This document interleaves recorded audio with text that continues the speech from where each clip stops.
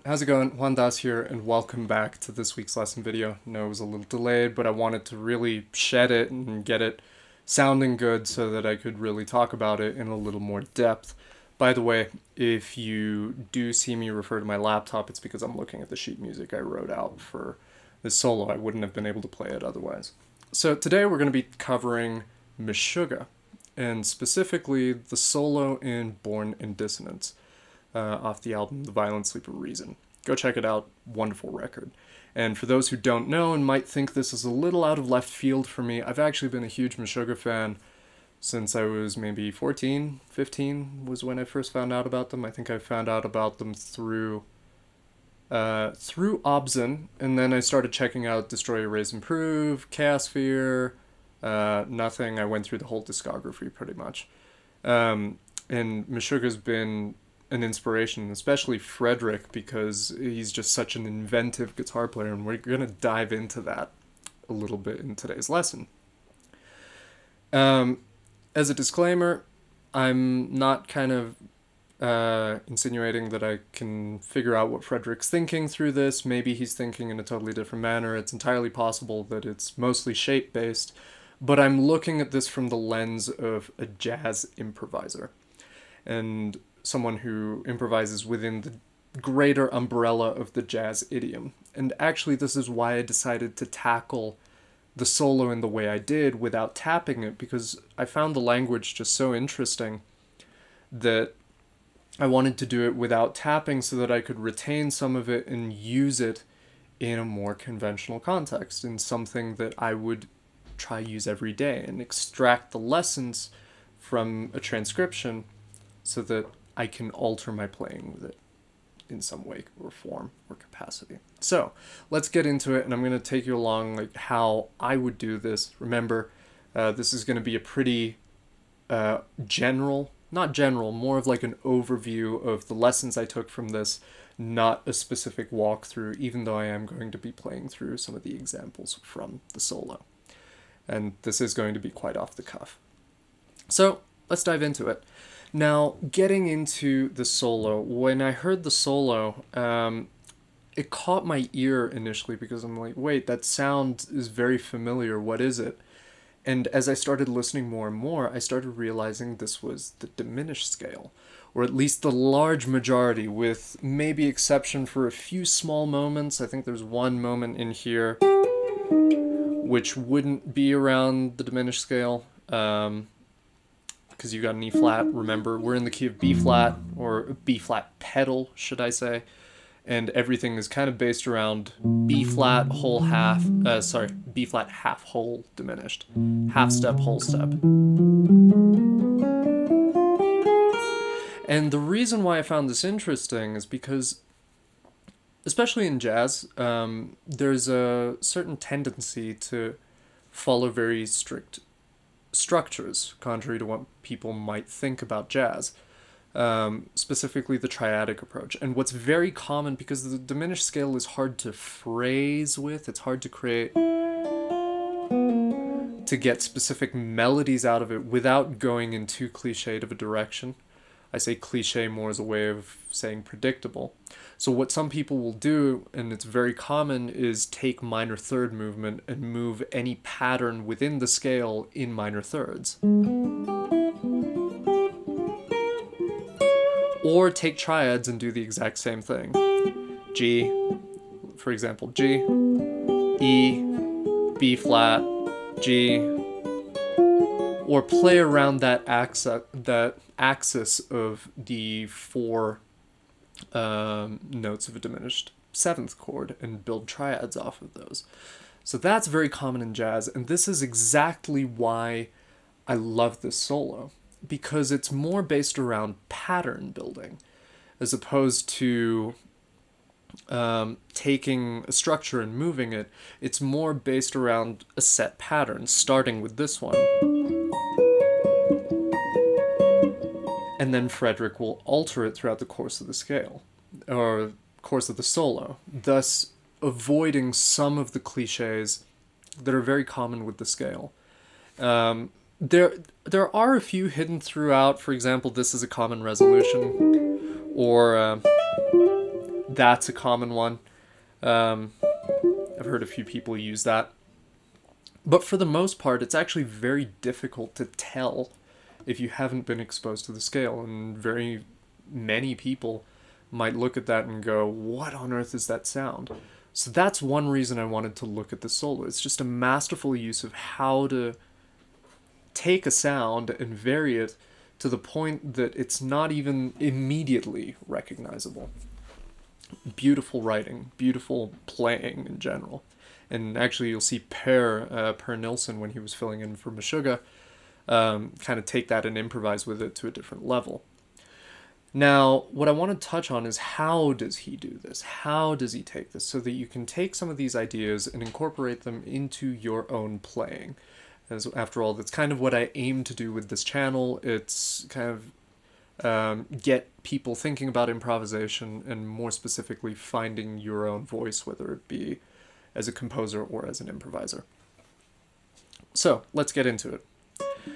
Now you'll see we'll start with this pattern, and there are actually parts to it. The way I see it, I've got kind of in a voice, like I see three parts, if you would. I see a top voice, which is a pedal point, the bottom voices, and then something that's happening in the middle that your ear is immediately drawn to.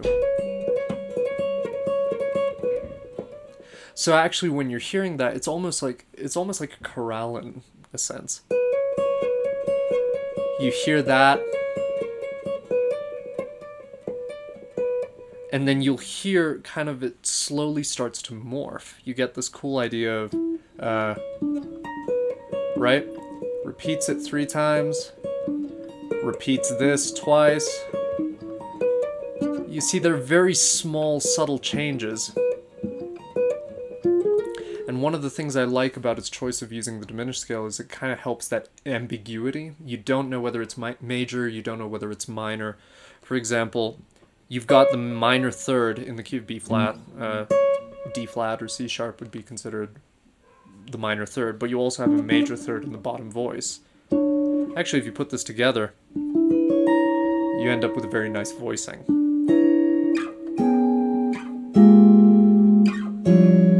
Really cool chord structures. And actually, I was talking to a friend about this because I sent him the PDF, and he was like, man, this really condenses down nicely into like a chorale style writing, which is very interesting. So taking this idea, you see that he's experimenting with a lot of wide interval stuff, which further masks the diminished sound. One thing that's very common in diminished, it's another cliche, is just running the scale. Or, right?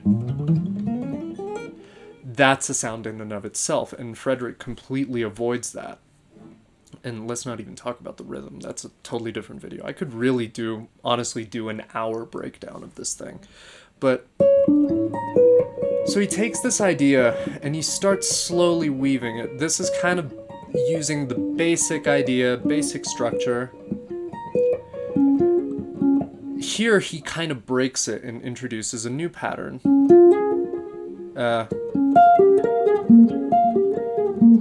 Then tweaks it again.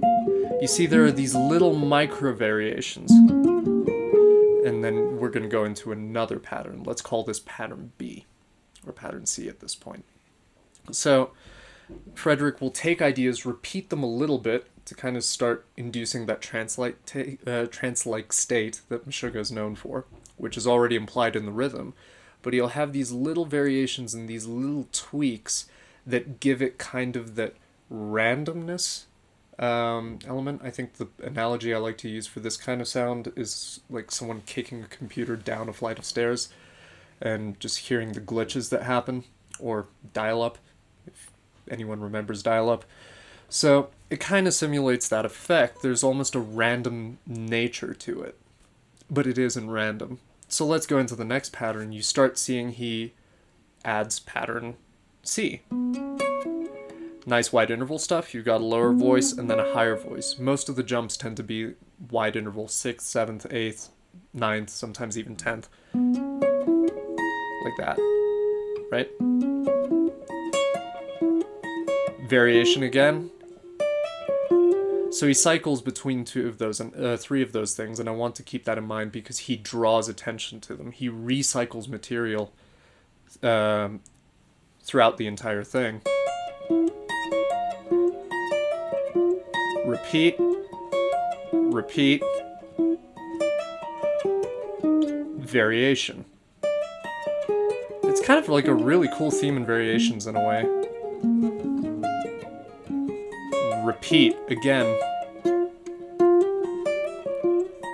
Variation.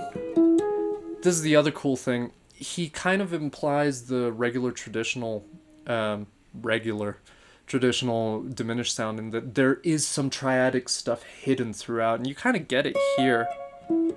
You hear the major third of it like a D flat triad, but you also hear a little bit of an E triad.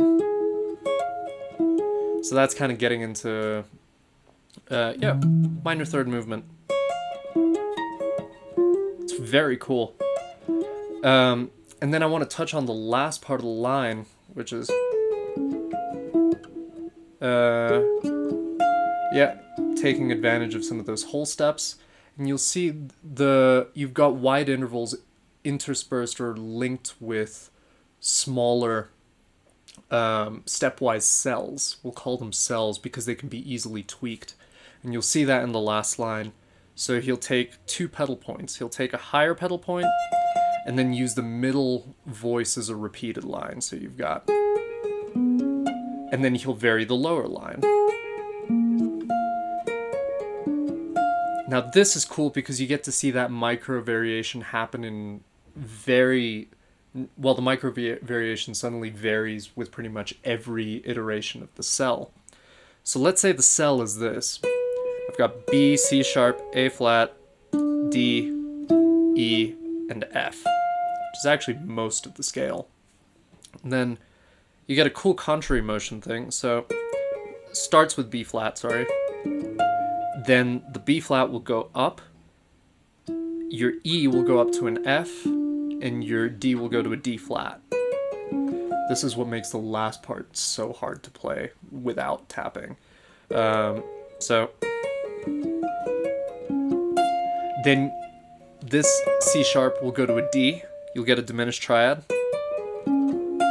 keep the same pedal in the bottom, and then you'll have this variation. Kind of like an augmented sound. So you've actually basically implied B flat 7, B flat, D, A flat, so root, third, flat 7.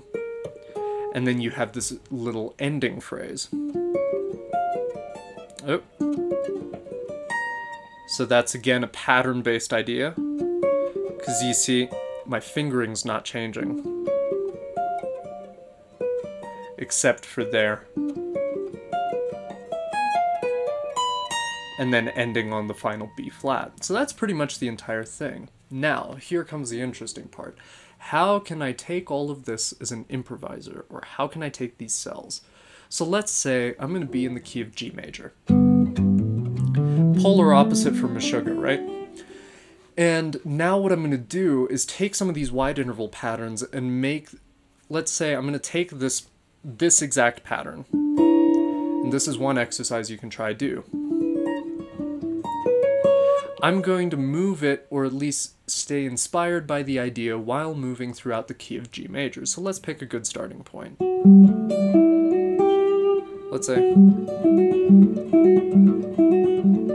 Now I can start doing micro variations. So let's say.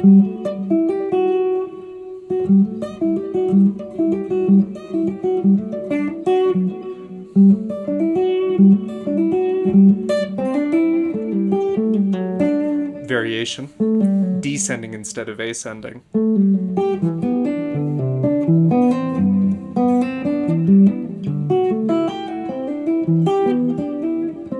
So it kind of starts to hide the sound a little more, and you get almost this faux counterpoint, if you would. And you start to avoid cliches in anything you're working with. Let's take this and apply it to melodic minor.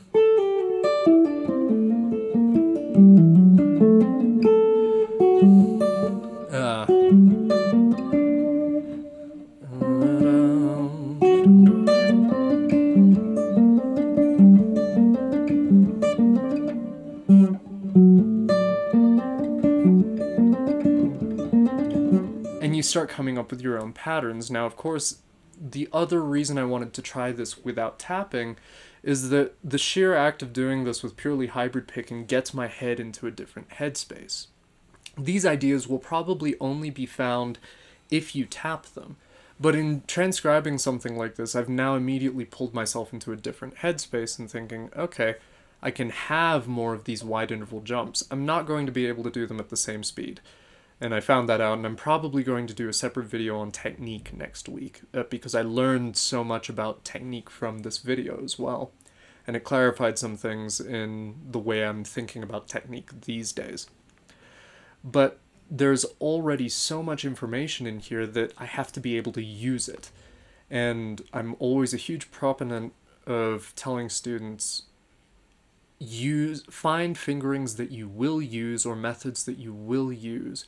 Because if you are in an improvisational setting, you don't have time to really think of stuff you've planned out, or if you're truly improvising, you have to be able to access the information in some way, shape, or form and be able to manipulate it in real time. And if you're struggling with, let's say, a new technique or a technique that you're not as comfortable with, it's going to be hard to manipulate it, especially not just over one chord, like in this instance, but let's say if I'm using this over a set of changes. Like, let's say, I don't know, I'm going to take Stella by Starlight.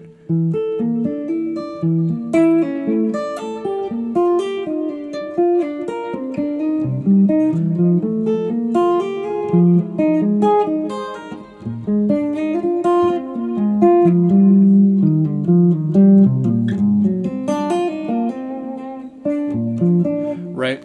So I'm kind of loosely basing my ideas off of that. And just trying to access that headspace of, okay, what would happen if I started extending the intervals and getting even more of a contrapuntal sound than I already use.